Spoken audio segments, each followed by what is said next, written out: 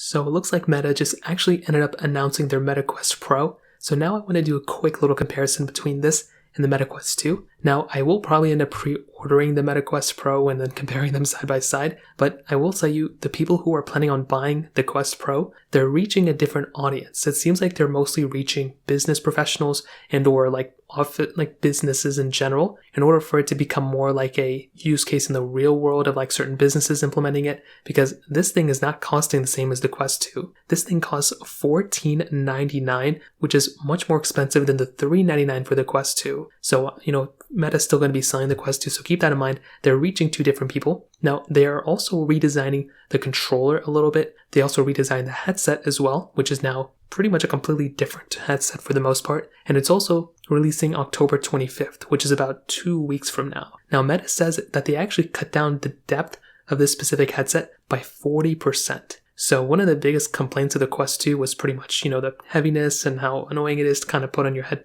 for a long period of time. The Quest Pro has now drastically reduced that, but apparently there isn't as good of a fit around the eyes as far as I can tell. So it seems like you can still kind of see around you, but you can actually put, I guess, a little bit of a mask around it to kind of give you that same effect as the original Quest 2. Now, on top of that, another big difference is that now with the Quest 2, as far as I can tell, there wasn't as much color if you were using the cameras around you. Now, with the updated camera headset with the high resolution cameras both facing outward and inward, you can now actually see a much more, full color pass through is what they're calling it. So now it'll be a little bit easier for you to go ahead and see around you and also the colors and everything. And I guess they're mostly utilizing this if you wanted to go ahead and, pin something to a wall. I think that's what The Verge kind of mentioned in their article. Or if they wanted to go ahead and put actual VR objects around you. Well, the Quest Pro is going to give you a much, better experience with that rather than the Quest 2. With the Quest 2, it was still good and everything, but the Quest Pro is going to be giving you a little bit of a better experience in that realm.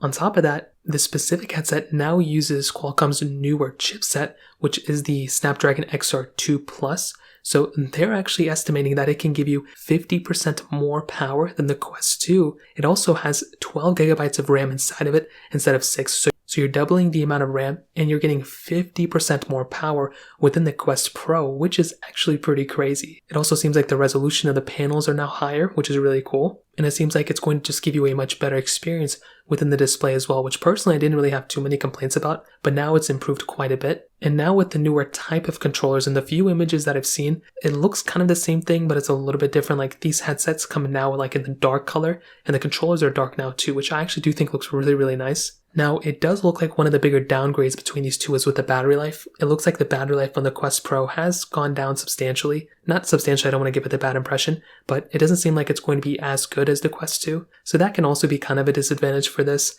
But I will tell you, like I said before, the people who are planning on buying the Quest Pro, I don't think it's going to be the same people as the Quest 2. $14.99 for this type of headset is very expensive, but it's also a pretty big difference and it's a pretty big upgrade coming from the Quest 2. I will be very, very excited if Meta wants to go ahead and improve and have more people get their hands on these things. I think they really need to drop that Quest 3, and I think they really need to make it along the same lines of this thing. I think the biggest difference that they did was make this headset much sleeker and just a better overall experience in terms of, putting it on your head and everything, and a much lighter experience than the Quest 2. So hopefully they can bring some of these things down to the Quest lineup, the standard ones, but those are kind of the main differences. If you have any other thoughts or questions, let me know in the comment section below. Hit the like button, that would mean so much, but definitely hit that subscribe button. More importantly than everything else, I love every single one of you guys. Hopefully I'll catch you guys in the next video. Peace out till then.